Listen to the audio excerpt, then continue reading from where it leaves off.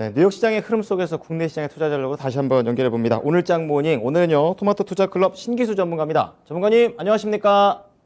네, 안녕하세요. 신기수입니다. 네, 실제로 뵙지 못해갖고 새해 복 많이 받으십시오. 예, 감사합니다. 새해 네, 복 많이 받으세요. 감사합니다. 자, 우선 미국 증시가 이제 2022년 새해를 좀 시작을 한 상태입니다. 그래서 우선 어제 장부터 좀 정리를 해볼 텐데 국내 증시는 이제 코스피 쪽에서는 아직까지 좀 산전선 회복까지는 힘들고 그리고 코스닥에서는 계속해서 상승 랠리가 이어져 가고 있습니다. 어제 장 국내 증시 어떻게 보셨습니까? 예, 뭐 말씀하신 대로 이제 시장 자체는 이제 코스피보다는 코스닥이 조금 더 좋았고, 특히 이제 그 이번 주 같은 경우에는 이제 여러 가지 각종 뭐 1월 첫째 주니까요. 12월 달에 대한 경제 지표 발표도 있고, 우리나라 같은 경우에는 정말 중요한 이제 실적 시즌에 진입하는 이벤트죠. 삼성전자와 LG전자의 잠정 실적 발표도 또 대기하고 있고, 또 FMC의 이제 회의록도 발표가 있죠. 그래서 이런 여러 가지 이제 이번 주에 이제 이벤트들이 있습니다. 그래서 지표 같은 경우에는 뭐 나쁘게 보자 그러면은 이제 잘 나오면은 인플레이션 우려, 뭐 못 나오면은 경기 침체 우려, 뭐 이렇게 해석이 되고, 좋게만 보자면은 또 잘 나오면은 경기 살아있다. 또 못 나오면은 인플레이션 완화.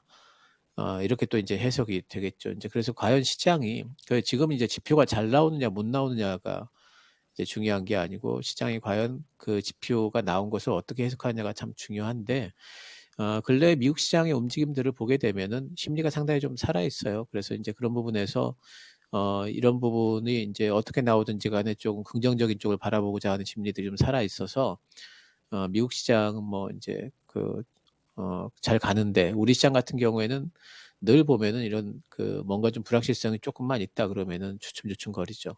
그래서 우리 시장은 이제 그런 경계감 속에서 계속 주춤거렸지만, 어제 보면은 이제 외국인들은 어쨌든 좀 그 사들어온 것 같아요. 그래서 코스피도 어제 순매수를 해줬고, 외국인들은 기관이 좀 팔았죠. 예, 개인들도 순매수를 해줬고, 또 이제 선물도 보면 외국인들이 순매수를 했습니다. 그래서 서전물을 동시에 이제 매수를 하는 이런 날이 그렇게 뭐 많지는 않아요. 근데 이제 어제 이렇게 수급상으로 외국인들은 수급을 좀 지켰고, 특히 삼성전자 같이 우리 시장의 대장주 쪽으로 수급이 좀 들어왔다는 부분에서 시장은 제가 보기에는 그렇게 나쁘지 않다, 견조하다, 이렇게 좀 보이고요. 어제 뭐 이제 섹터별로 본다면은 어제 이제 EU에서 중요한 발표를 또 했죠. 그래서 뭐 EU에 이제 여러 가지 녹색 투자 부분에 있어가지고 어, 원자력 부분을 과연 녹색 투자로 볼 것인가 말 것인가, 이 부분에 대해 상당히 좀 그동안에 뭐 우리나라 같은 경우에는 빼버렸는데, 이제 EU가 만약에 그런 부분을 다시 집어넣는다면 우리나라도 다시 정부도 다시 생각을 해보겠다. 이렇게 얘기했던 부분이 있는데, 어제 EU 쪽에서 그 원자력을 어쨌든 녹색 투자 부분에 편입을 했습니다. 그렇게 되면은 우리나라도 결국에는 원자력 부분을 이제 녹색 투자 부분에 편입을 하느냐 마느냐가 중요한 이유는 이제 정부 보조를 받을 수 있으니까 이게 참 중요한데, 그런 부분에서 다시 한번 또 이제 생각을 해볼 여지가 있죠. 그래서 탈원전이 어느 정도 브레이크가 걸리지 않겠느냐 하는 기대감으로 어제 종목들이 좀 움직였습니다. 그래서 원자력 쪽에서 뭐 내실 쪽으로는 뭐 두산중공업 같은 종목들이 뭐 대장주기 때문에 어제 좀 올랐고, 또 이제 실제로 이제 주가 탄력으로 보면 한전기술 같은 종목이 요즘에 주가 탄력이 조금 더 있는 것 같아요. 뭔가 좀 모멘텀도 있고요. 한전기술도 올랐고, 한전산업도 예전에 대장주였는데 요즘엔 좀 한전기술에 자리를 좀 물려준 것 같아요. 하지만은 어제 올랐습니다. 이제 음봉들이 나오긴 했지만은 이제는 이제 이런 종목들이 이제 대선 테마주에 속하잖아요. 그래서 원자력 쪽은 지금 국민의힘이 워낙 그 내홍이 심해서 그동안에 뭔가 좀 그 정책 얘기를 많이 못했어요. 근데 이제 국민의힘도 이제는 쇄신론을 발표를 하고 그러면 이제 정책 싸움으로 또 가야 되겠죠. 그래서 지금 이제 이런 대선 테마주들도 이제 정책 얘기들이 이제 나오기 시작하는 이제 시점에서부터는 좀 움직일 거기 때문에, 이쪽 원자력 관련해서는 뭐 이런 이제 호재거리도 있기 때문에 조금 더 관심을 좀 가져볼 필요는 있겠고요. 어제 이제 PCB 종목들은 계속 좋더라고요. 심텍 같은 경우에는 보니까 어제 뭐 목표가 상향 얘기도 나왔습니다. 올해 사상 최대 실적. 그러면서 목표가 상향도 되고, 5만 원 넘어갈 걸로 지금 중기적으로는 저도 그렇게 생각을 하고 있고 목표가들도 그렇게 나오더라고요. 근데 이제 단기적으로는 참 많이 오른 것 같은데 5만 원 단에서 바로 넘을지요 아니면 여기 쉬어갈지 잘 모르겠어요. 그래서 5만 원 단에서 가까울수록 조금은 좀 비중을 좀 축소하는 게 조금은 좀 유리할 겁니다. 왜냐하면 좀 조정받을 때도 들어갈 수 있으니까. 심택은 너무 좋고 계속 상승 흐름을 이어가고 있고 뭐 대덕전자도 흐름이 나쁘지 않죠. 어제 좀 빠지긴 했지만 5일선 깨지 않고 있고 코리아 서킷도 마찬가지입니다. 그래서 이런 PCB 종목들은 신규 진입은 조금 조정을 좀 기다리시는 게 좋아요. 조정 기다렸다가 가준 다음에는 올해도 틀림없이 수익을 좀 낼 수 있는 그런 구간을 보시면 좋겠고 DB하이텍은 어제 또 이제 상당히 좀 이제 실적이 올해도 좋을 거다 이제 그러면서 리포트가 나오면서 올랐는데요. DB하이텍은 실적이 좋은 거는 뭐 너무나 분명한데 이제 그 제일 큰 우려감이 뭐냐면은 지금 시설이 100% 돌아가잖아요.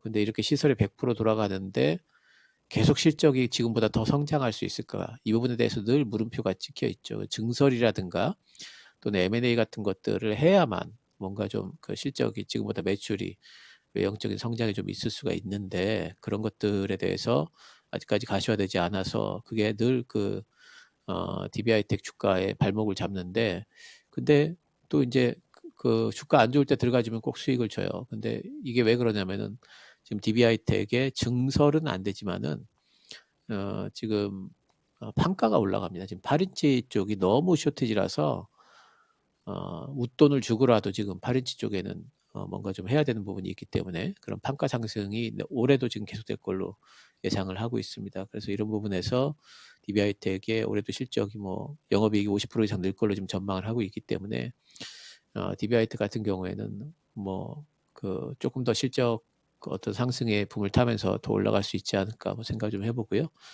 어제 또 이제 메타버스나 이런 쪽과 관련된 종목들도 움직였는데 어제는 EDGC 같은 종목이 원래 바이오 쪽인데 진단키트 이렇게 움직였던 종목인데 메타버스와 연관돼 가지고 움직였어요. 그래서 EDGC 같은 경우에는 어제 이제 뭘로 움직였냐면은 이 회사가 가지고 있는 여러 가지 이제 그 빅데이터 관련주로 그 유전체 빅데이터를 메타버스 안에다가 구현을 하겠다는 거죠.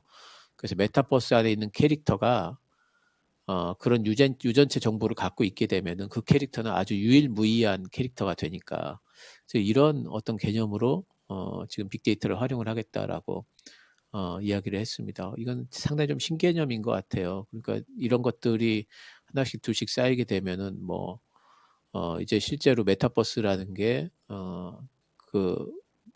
그동안에 그냥 우리가 생각했던 하나의 가상 공간 그런 걸 떠나서 실생활과 상당히 좀 밀접해질 수 있고 진짜 사람이 사는 것 같은 느낌을 줄 수 있는 그런 공간이 되기 때문에 이런 개념들은 좀 신선한 것 같습니다. 그리고 이제 이것과 관련해 가지고 뭐 클리노믹스 같은 데도 유전체 하고 있기 때문에 뭐 같이 움직였는데 어쨌든 EDGC의 이런 사업 같은 건 조금 눈여겨볼 만하고요. 메타버스와 관련해서 또 MBT가 요즘에 많이 움직였었죠. 세컨 서울이라고 해서 실제 서울을 가상 공간으로 옮겨놓은 서비스인데 이게 이제 베타 서비스가 종료가 됐습니다. 근데 서비스 종료하고 이러면 보통 이제 재료 소멸로 빠지는 게 보통인데 어제는 오히려 올라 버렸어요. 그래서 이런 부분들은 뭔가 좀 서비스가 종료는 됐지만 괜찮네라는 이제 평을 좀 받는 것 같아요. 앞으로 가능성이 있겠다라는 평을 좀 받는 것 같고요. 근데 이제 신규 종목의 한계라는 게 늘 있어요. 오버행 이슈는 늘 있고 또 한 가지는 지금 이렇게 어제 메타버스 관련주들이 이렇게 좀 강한 거, 또 로봇주들도 강했는데 이런 부분들이 이제 이번에 CES 모멘텀도 좀 있는 걸로 보여요. 그래서 CES가 이제 지나가고 있다는 부분들, 이번 주에 이제 너무 다가왔고 끝나게 되면 모멘텀 소실로 이어질 수 있다는 부분들 염두에 두셔야 되겠고 말씀드렸던 이제 로봇주들, 로보티즈도 상한가를 갖고 그러니까 이렇게 주가 급등을 했는데 벌써 거기서 또 각도가 확 또 살아났죠. 이럴 경우에 이제 보통은 이제 차트 이론으로 보면은 이런 게 이제 거의 끝물일 수가 있습니다. 그래서 이런 것들 따라잡는 거는 조금은 좀 자제하셔야 될 것 같아요. 요즘 로봇도 이제 많이 올라갔는데 그래서 이제 로봇주라든가 메타버스 이런 것들이 CES 발로 올라왔다면은 CES가 이제는 개최가 되면서 재료 소멸 내줄 수 있다는 부분들, 이런 부분들은 좀 인지를 하셔야 되겠고, 어제 이제 시장에 관심을 제일 많이 받았던 게 이제 아무래도 오스템 임플란트죠. 뭐 횡령 사건이 났는데 참 무슨 소설 같은 얘기가 나왔어요. 예, 그리고 오스템 임플란트 투자자분들은 참 막막하시겠지만 지금은 이제 거래 정지가 돼서 일단 좀 기다려 볼 수밖에 없는 부분이고, 이것 때문에 뭐 반사이익이라 그래서 뭐 덴티움이나 뭐 이제 이런 애들 좀 움직였었는데 뭐 반사이익 크게 뭐 날 것 같지는 않습니다. 왜냐하면 이제 영업을 안 하는 건 아니거든요. 지금 갖고 있는 돈이 조금 이제 그 횡령으로 인해 가지고 없어졌다는 거지, 오스템 임플란트가 지금 시장을 내놓는 부분은 아니거든요. 따라 실제로 반사이익 부분은 없다 보아도 되기 때문에 그런 부분에 기대지는 마시고요. 어쨌든 뭐 이제 그 새해 첫날이었는데 이제 여러 가지 뭐 그 사건들도 좀 있었고, 그리고 코스피는 조금 지지부진했고, 이런 부분들은 좀 있지만은 어쨌든 그 뭐 미국 시장 어제도 오른 거 보고 이런 것들을 보게 되면은 우리 시장도 뭔가 좀 분위기가 나쁘지만은 않다, 이렇게 좀 생각을 하고 있습니다. 자, 해석이 중요한 시장이다. 이렇게 또 말씀을 해주셨는데, 말씀을 듣다 보니까 중간에 이제 그 CES 2022와 관련해서 국내에서 로봇주 이런 쪽으로 좀 연결이 된다라고 말씀을 해주셨어요. 근데 지금 기사를 보다 보니까 이제 CES 2022가 오미크론 때문에 하루 정도 조금 더 조기에 단축을 한다. 그러니까 금방 또 문을 닫는다라고 얘기를 하고 있거든요. 그래서 이 로봇 관련주라든지 이런 거에 좀 악재가 크게 될까요? 어떻게 보십니까? 일단은 그 아까도 말씀드렸습니다만은 이제 뭐 하루 뭐 조기 종료를 하든, 또는 뭐 그 뭐 제대로 뭐 종료를 하든, 이렇게 이제 그 디데이가 가까워 오고 이러면은요, 그러면은 테마 형태로 움직이던 종목들은 매도세가 나오는 게 이제 보통입니다. 예, 지금 이제 시장에 갈 그 어떤 그 자금이 이동할 데가 없어서 이런 종목들로 지금 가서 더 주가를 끌어올리는 걸로 보여요. 그래서 이런 종목들의 시세 연속성에 대해서 이렇게 올라가는데 너무 자신 있게 대응할 수는 없다, 가지고 있을 수는 없다라는 생각을 갖고 있고, 저는 로봇주들은 지금 신규 진입은 불가, 그리고 가지고 계신 분들도 비중 축소 이상은 좀 해야 되지 않나 생각을 하고 있습니다. 자, 로봇은 가지고 계신 분들의 영역인 것 같습니다. 자, 그러면 오늘장 투자 전략으로 넘어가 볼 텐데요. 뭐 앞서 말씀을 해 주셨다시피 이제 새해에 들어서 지금 뉴욕 증시는 3대 지수 일제히 상승하면서 강한 모습을 보여줬습니다. 기술주도 상당히 강했었는데요. 자, 이러한 내용들을 국내 증시에 녹여본다면 어떤 전략이 좋을까요? 예, 이제 어제 뭐 미국 증시는 S&P 500하고 다우 같은 경우에는 종가상을 보면 사상 최고치를 또 썼습니다. 그래서 S&P 500은 0.64% 올랐고, 다우 지수 같은 경우에도 0.68% 올랐는데, 다우는 어제 뭐 저가가 0.25%에서 형성이 됐기 때문에 실제로 1% 정도를 끌어올린 셈이에요. 그 종가상으로 사상 최고치를 썼습니다. 상당히 이제 뭐 강하다 볼 수밖에 없고, 나스닥 같은 경우에도 살짝 그 5일선을 깼다가 다시 또 잡아 올렸는데 어제 또 1.2%가 올랐습니다. 그래서 미국 시장은 뭐 이런 것들을 보게 되면은 상당히 좀 이제 강하고, 또 종목별로 보더라도 어제 이제 애플 같은 경우에 뭐 장중에 시총 3조 달러를 기록을 했다고 그래요. 그러니까 지금 시총상으로 보게 되면은 어제 종가상으로 봐도 사상 최고치를 지금 기록을 했고요. 테슬라 같은 경우에는 뭐 급등을 했죠. 13%가 넘게 올랐습니다. 그 테슬라가 요번에 그 앨런 머스크가 그 주식 판다고 그래서 빠졌었는데, 그때 그 분명히 이제 그런 것들은 뭐 이제 파는 게 중단이 되면 올라올 거는 이미 예정이 돼 있던 그런 이제 종목이죠. 그래서 이제 급등을 해줬고, 그래서 주식 시장의 미국 시장의 어떤 심리는 굉장히 좀 강하죠. 예, 그래서 지금 이제 미국 증시는 1월 효과가 분명히 지금 상당히 완연하게 지금 있다 보이고요. 우리 증시 같은 경우에는 이제 아무래도 그 좀 지지부진하긴 한데 삼성전자의 움직임이 좀 관건이 될 것 같아요. 삼성전자가 지금 이렇게 보시면은 지금 벽에 딱 걸려가지고 벽 부분에 트라이를 하다가 지금 빠지고 있는데, 삼성전자가 이번 주 금요일 날 잠정 실적 발표가 있어요. 그럼 잠정 실적 발표 이후에 어떻게 될 것이냐? 보통은 이제 잠정 실적 발표 이후에 좀 약해집니다. 그리고 나서 본실적 발표를 하면서 또 다시 반등이 나오는 형태인데 요번에도 제 생각에는 크게 다르지는 않을 것 같습니다. 그 삼성전자가 다시 또 8만 어떤 그 1,000원 이상으로 쭉 올라가기에는 조금 좀 시간이 걸리지 않을까 뭐 이제 이런 생각을 좀 하고 있어요. 그래서 그렇다면은 우리 시장의 코스피는 여전히 코스피나 대형주 쪽으로는 조금 지지부진할 가능성이 좀 있어요. 근데 그렇다고 해서 우리 시장에 1월 효과가 없느냐 그렇게 생각은 안 하고요. 우리 시장의 1월 효과는 주로 이제 예전에도 그랬어요. 코스닥과 중소형주로 가지 않을까. 코스닥을 보시게 되면은 오히려 어제 이렇게 돌파를 해냈죠. 중요한 이제 이런 벽을 돌파를 해냈기 때문에 코스닥이 조금 더 탄력있게 움직일 가능성이 크고 코스닥이라면 또 중소형주들이 또 탄력있게 움직일 가능성이 크다 보고 있습니다. 뭐 섹터상으로 보게 된다면은 삼성전자가 안 움직인다 할지라도 그래도 올해 이제 뭐 반도체 업황 회복에 관한 어떤 기대감 이런 것들은 반도체 소부장 또 이제 IT 소부장 이런 쪽에 이제 움직임으로 이어질 것 같고요.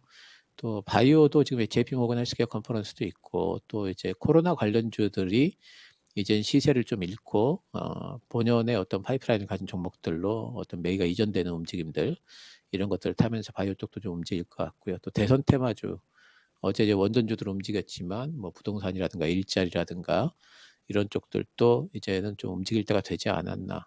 이제는 뭔가 좀 후보들 간의 정책 대결이 뚜렷하지 않았던 부분에서 이제는 정책 대결이 좀 나올 만한 시기가 됐죠. 1월 달이니까. 예, 그러면서 대선 테마주들 좀 움직일 수 있을 것 같습니다. 그래서 단기적으로 접근할 수 있는 섹터는 그 정도고요. 중기적으로 본다면은 이제 반도체, 자동차, 조선 계속 말씀드리고 있죠. 예, 지금이 오히려 매수 구간이고 올해 1년 전체를 본다면은 1년 전체를 통해서 계속 상승할 수 있는 섹터, 지금 바닥권 섹터 그렇게 보고 있습니다. 네. 자, 신기수 전문가께서는 단기 전략 그리고 중장기 전략으로 나눠서 업종을 나눠 주셨습니다. 자, 그렇다면 오늘장 관심주로 넘어가 보겠습니다. 어떤 종목을 눈여겨 보십니까? 예, 오늘은 뭐 제가 이제 조선주들 말씀을 드렸었기 때문에 조선 기자재죠. 한국카본 오늘 골라봤고요. 한국카본은 뭐 LNG 선박에 이제 초저온 본행제를 판매하고 있는 그런 회사입니다. 그러니까 이게 뭐냐면은 LNG 선박이라 운송선이라는 것은 LNG 가스를 액체로 만들어서 운송을 하는데 이게 온도 올라가 버리면 큰일 나죠. 그래서 냉각된 상태를 유지를 해야 되는데 그 냉각된 상태를 유지를 하기 위해서는 주변에다가 이런 단열재 같은 것들을 잘 쳐야 되겠죠. 그런 걸 하는 게 이제 본행제입니다. 그러니까 선박을 뭐 LNG 운반선 이런 거 만들 때 뭐 틀림없이 쓸 수밖에 없는 재료고 2차 방벽이라고 이제 그 불려지죠. 트리플렉스라는 이런 재료를 국산화하는 데 성공한 회사예요. 그래서 뭐 여러 가지 트리플렉스가 있는데 트리플렉스 같은 경우에는 글로벌 점유율이 70%입니다. 우리나라 선박 회사만 쓰는 게 아니고 글로벌하게 다 쓰고 있고 R 트리플렉스는 이 회사가 독점입니다. 그래서 이런 어떤 조선 업황 자체가 좋아진다면은 한국카본 같은 회사는 뭐 저절로 안 좋아질 수가 없는 업체고요. LNG 선박에 대한 수요가 굉장히 이제 늘어나고 있습니다. 뭐 이제 친환경 이슈가 좀 있기 때문에 LNG를 많이 쓰죠. 그리고 LNG 추진선도 만들고 또 발전소도 LNG를 많이 쓰기 때문에 LNG 운반선에 대한 글로벌 수요는 계속 늘고 있고요. 또 이제 그 운반선들이 보통 보면은 이제 노후화된 것들이 많아요. 그래서 교체 수요도 상당히 많이 있습니다. 그런 것들 때문에 작년 같은 경우에 2021년도에 사상 최대 수주 잔고를 일단 3분기까지 기록을 했어요. 6,400억인데 3분기까지만 나온 수주 잔고가 1년 매출의 1.7배니까 거의 2배 가까이 아마 연말까지 생각을 해보면은 되지 않을까 생각을 하고 있고요. 올해도 성장세는 뭐 계속될 걸로 예상을 하고 있습니다. 또 요즘에 공시 보니까 뭐 현대중공업하고 322억, 삼호중공업하고 161억 계속해가지고 이제 공급 계약을 맺고 있는데 이런 것들은 계속 나오게 될 거예요. 공급 계약 공시는 나올 수밖에 없겠죠. 올해부터 본격적으로 선박 만들어야 되니까. 그리고 이 회사가 지금 선박 본행제만 하고 있는 게 아니고요. 복합 소재도 하고 있는데 섬유 복합재 뭐 이제 여러 가지 뭐 이제 그 무슨 섬유 이런 기능성 섬유 같은 것들 많이 들어보셨을 거예요. 그런 것들의 전 단계 원료가 뭐냐면은 카본 프리프로그라고 하는 게 있습니다. 이게 이제 그 자동차나 철도, 풍력 이런 데서 여러 가지 이제 고부가 섬유를 만드는 전 단계 이제 소재라고 보시면 되는데, 그런 것들이 상당히 좀 매출이 이제 많이 늘어날 걸로 보고 있고요. 뭐 주가 차트상으로 보더라도 지금 이제 바닥을 거의 만들고 있고, 이런 이제 벽들을 이제 돌파를 앞두고 있죠. 돌파해야 된다면 조금 121선 안착이 된다면은 탄력이 좀 붙을 만한 그런 구간까지 와 있습니다. 매수 시가 가능하겠고요. 목표가는 일단 1차 목표가만 정합니다. 13,000원. 2차 목표가 제 생각에는 17,000원 보고 있어요. 1차 목표가 13,000원, 손절가 10,000원인데 손절가는 거의 의미 없다고 보셔도 되겠습니다. 네. 자, LNG선이 많아지면 많아질수록 조선업황이 개선되면 개선될수록 소리 없이 여기에서 강자가 될 수 있는 종목입니다. 한국카본이었습니다. 전문가님 오늘 말씀 잘 참고하겠습니다. 고맙습니다. 네, 감사합니다. 네, 지금까지 토마토 투자클럽 신기수 전문가와 함께한 오늘장 모닝이었습니다.